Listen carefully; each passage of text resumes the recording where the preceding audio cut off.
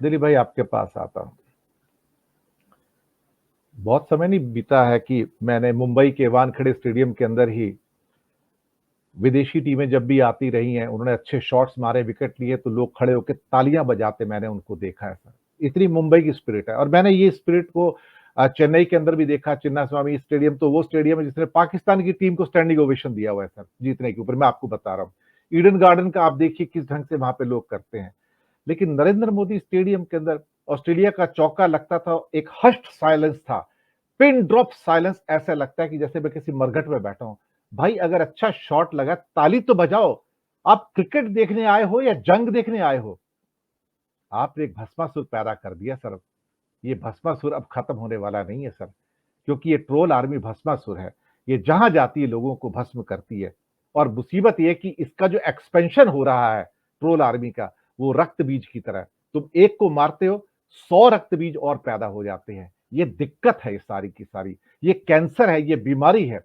अभी से कुछ नहीं किया गया, ऑलरेडी ये बाहर जा चुकी है काबू से।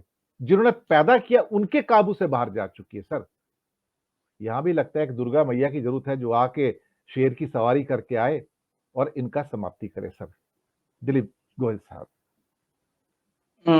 इसलिए देखिए, वहां अहमदाबाद मोटेरा स्टेडियम में, नरेंद्र मोदी स्टेडियम कह लीजिए, वहां क्रिकेट का मैच हो रहा था, ये सोच के हम बात कर रहे हैं। एक्चुअली वो क्या क्रिकेट मैच था, वो हमें तो ये सोचना चाहिए। मुझे तो ये लगता था वो एक तमाशा था, वो नरेंद्र मोदी की पब्लिक रैली थी, वो क्रिकेट का मैच तो थोड़ा था।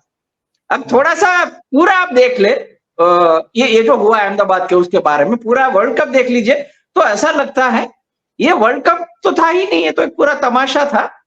इसमें पाकिस्तान को हराना था अहमदाबाद स्टेडियम में लाके, अहमदाबाद की वहां ही उनका मैच का आयोजन करना था अहमदाबाद में। वहां पाकिस्तान को हराना था, वो हमने हरा लिया, वहां वर्ल्ड कप खत्म हो गया, वहां बात पूरी हो गई थी। बाकी तो जो था वो तो तमाशा था। पाकिस्तान क्रिकेट बोर्ड को आपने इतना अपमानित कर लिया, वो हमारा आयोजन था, वो तो हो गया। मैं तो ये सफल मानता हूं, मैं जहां लिखता हूं, मैंने लिखा था ये पूरा जो आयोजन था वो सफल रहा है, इसलिए खुशी मनानी चाहिए। पाकिस्तान बोर्ड को लज्जित करना था, वो हमने कर दिया। उनको जब हम कहे वहां ही उनको खेलना है, उसके लिए हमने मजबूर कर दिया, वो मजबूर हो गए। उनको अहमदाबाद लाना था, अहमदाबाद लाके उनको हराना था, वो हमने हरा दिया। सब कुछ ठीक ठाक ही हो गया, तो पूरा तमाशा सफल ही रहा है। तो ये इसमें कोई अफसोस की बात नहीं कि हमारा वो गया, क्योंकि वो क्रिकेट मैच थी ही नहीं, वो एक तमाशे के लिए। और वो आज जो वीडियो हमारे गेस्ट ने कहा हमने शेयर किया, बहुत लोगों ने किया, वो वीडियो भी तमाशे के लिए है, वो तो रिलीज किया गया है, वो एक प्रोपेगेंडा का पार्ट है। वो कोई मिलना नहीं चाह रहा है, उसको खींच के अपने गले लगा रहे, पकड़ के काट, उसको आ जा मेरे पास, ऐसा करके वो कर रहे। तो ये भी एक पूरा तमाशा है, ये क्रिकेट का मैच थोड़ा है, या तो उसका रिएक्शन थोड़ा है। तो ये जो कुछ हुआ है वो तो एज इट इज ठीक है। वहां कहाँ स्पोर्ट्समैन सीरीज स्पिरिट दिखने वाली थी। वहां जो आए थे स्टेडियम में, वो क्रिकेट देखने के लिए नहीं आए थे, वो एक तमाशा देखने के लिए आए थे। वो वहां विमान उड़ा गए, बहुत सारी चीजें हुई, इसलिए मैंने तो उसको पूरे चीज को इस तरह से ही देखा कि जो तमाशा करना था वो हो गया। अगर जीत जाते तो तमाशा जरा और ढंग से होता, वो ढंग से नहीं हो पाया। दिलीप भाई, उस पिक्चर के एंड में क्या हो गया कि जय और वीरू की जोड़ी में से जय मर गया एक्चुअली। वो मुसीबत आ गई, वो सुखद नहीं हो पाया। तो पिक्चर का नहीं हो पाया, वो नहीं हो पाया, दरअसल ट्रेजिक पिक्चर बन गई सर ये। जी, वो मतलब इसीलिए वो वीडियो आया है। कई बार ऐसा होता है फिल्म रिलीज हो जाए थिएटर में और अंत ठीक ना लगे, तो हमारे निर्माता है वो अंत बदला करते थे। हमने देखी ऐसी फिल्में, हमारे साथ जो मेहमान है वो जानते हैं। या तो रिजल्ट तो नहीं चेंज कर सकते, लेकिन वो वीडियो रिलीज करके वो एक एंड को चेंज करने की कोशिश की फिल्मी स्टाइल में, वो भी एक चीज हुई। अच्छा, नहीं, थोड़ी सी सीरियस बात इसलिए कर रहे हैं कि ये जो कुछ हुआ है ना, वो सोशल मीडिया के प्लेटफॉर्म, या तो उसके मीडियम, या तो उसकी टेक्नोलॉजी, या तो वो जो पूरी चीजें, इसकी वजह से नहीं हुआ, एक मानसिकता से हुआ। सभी ने वही बात की है, मैं जरा अलग शब्दों में वो कह रहे, वो मानसिकता क्या है? अपने खिलाफ जो है उसको बदनाम करना है। अब गुजरात में माधव सिंह सोलंकी को बहुत बुरी तरह से बदनाम किया, तो ठीक है, आप तो पॉलिटिकल राइवल है, उसको तो आप कर सकते हैं एक हद तक। लेकिन उसके बाद जो एक दौर आया गुजरात बीजेपी में नरेंद्र मोदी का और उसके साथियों का, उसमें किस किस को किस तरह से बदनाम किया राजेश भाई ने और हमने, यही प्रोग्राम में और कई प्रोग्राम में पूरी एक लंबी लिस्ट दी है। वाजपेयी की धोती बिकी इतने लाखों रुपए में, ये कहाँ हुआ था? ये गुजरात में हुआ था। यहाँ एक बहुत वरिष्ठ हमारे नेता, उनकी धोती खींची गई थी वहां, आत्माराम पटेल की। या शंकर सिंह को किस तरह से बदनाम किया गया, शंकर सिंह के साथ जो लोग थे उसको किसके बदनाम करा, तो एक पूरी यंत्रणा थी। सिर्फ मीडियम चेंज हुआ है, उसके सामने सोशल मीडिया उनके हाथ में आया, तो वही मानसिकता सोशल मीडिया पे हो रहे वो इजी हो गई है, इतना ही है फर्क। हो एक्चुअली मानसिकता तो थी। बहुत एक इंटरेस्टिंग बात आपको मैं बताता हूं, भारत में हैशटैग सबसे पहला पॉलिटिकल हैशटैग या तो कोई भी हैशटैग जो बना था वो गुजरात में बना था, और वो हैशटैग था खजूरिया। भारत का सबसे पहला हैशटैग, जब इंटरनेट भी नहीं आया था तब खजूरिया हैशटैग बना था, उसके सामने हजूरिया हैशटैग बना था, उसके बाद मजूरिया हैशटैग बना था। यानी खजूरा हो जो गए शंकर सिंह के साथ, वो खजूरिया, वो हैशटैग उस जमाने में बना था, उनको बदनाम करो। जो जी हजूरी करते थे वो हजूरिया हैशटैग उस जमाने में बना था। तो एक यंत्रणा पूरी थी, वो यंत्रणा बहुत बुरी तरीके से, जिसको हम कंट्रोल न कर पाए, और हमें वो बुरी तरह से लगती है। वो इसलिए कि वो इमीडिएट है, हम मोबाइल खोलते हैं और हमारे सामने वो आ जाता है, इसलिए हमें थोड़ा ज्यादा वो लगता है। उस जमाने में वो थोड़ी एक दूरी से हम देखते थे, वो कोई बोलता था फिर वो पत्रकारों के पास जाता था, फिर उसका थोड़ा सा डाइल्यूट करके प्रिंट मीडिया में आता था, तब उनका इम्पैक्ट थोड़ा सा कम हो जाता। ये जो इम्पैक्ट है इमीडिएट इम्पैक्ट है, इसलिए हमें वो ज्यादा लग रहा है, और ये पूरे मीडियम को बहुत बुरी तरह से पीट दिया गया। मैं कुछ उन लोगों में हूं, जर्नलिस्ट में, जो सबसे पहले, बहुत कम लोगों थे जिसने इंटरनेट में स्टार्ट किया। rediff.com में मैंने काम किया था, सबसे पहला भारत का जो इंटरनेट का था उसमें मैं था।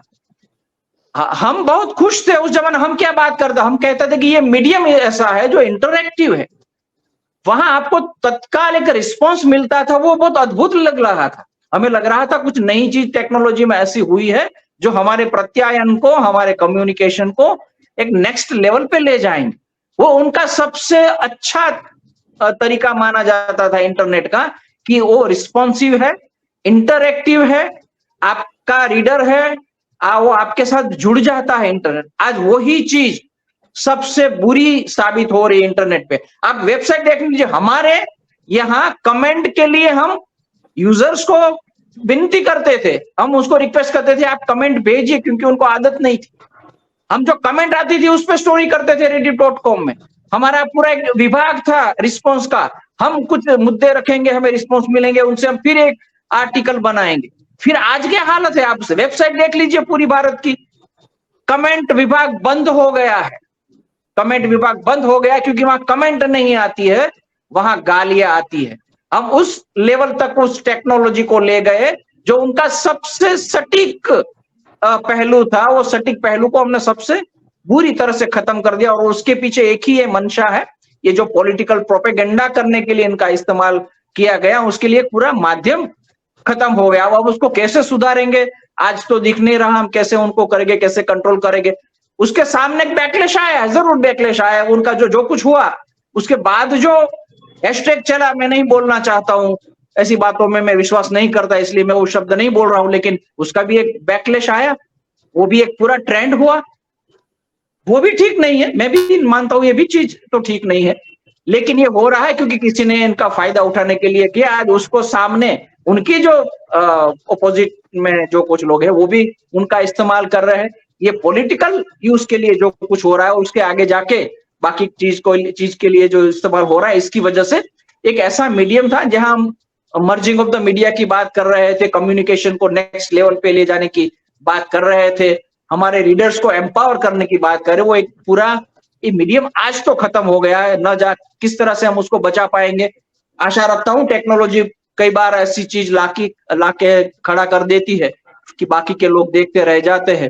तो मेरा एक अनुमान है कुछ बड़ा एक आध चेंज जरूर सोशल मीडिया में भी आएगा, इंटरनेट में भी आएगा, एप्स का जो पूरा एक मामला है उस पर भी आएगा, क्योंकि पूरी दुनिया इनसे परेशान है, अलग अलग तरीके से परेशान है। देखिए आज बाइडन ने थ्रेड पे अपना अकाउंट शुरू किया है, वो इलॉन मस्क के सामने, बहुत कुछ हो रहा है, लेकिन ये इतना वर्ल्ड लेवल पे हो गया, इतना व्यापक हो गया है अभी थोड़ा सा वो मुश्किल लग रहा है, लेकिन हो पाएगा कुछ, क्योंकि एक ऐसा मीडियम है जिसको बचाना चाहिए, लेकिन वो बचाने के लिए हमें ये समझना होगा कि उसके पीछे जो मानसिकता है, वो मानसिकता पे हमें प्रहार करना होगा। ये तो सिर्फ मीडियम है, ये ट्रोल करना, ये कमेंट करना, सोशल मीडिया में पोस्ट करना एक मीडियम है। उसके पीछे जो मानसिकता है कि पॉलिटिक्स में आपको स्पर्धा करना है, आपको कंपटीशन करना है, आपको अपने आप को अच्छा दिखा के जीतना है, और आप जीत जाए तो आप शासन करें, लेकिन आप बटन दबा के किसी को फांसी दे दो।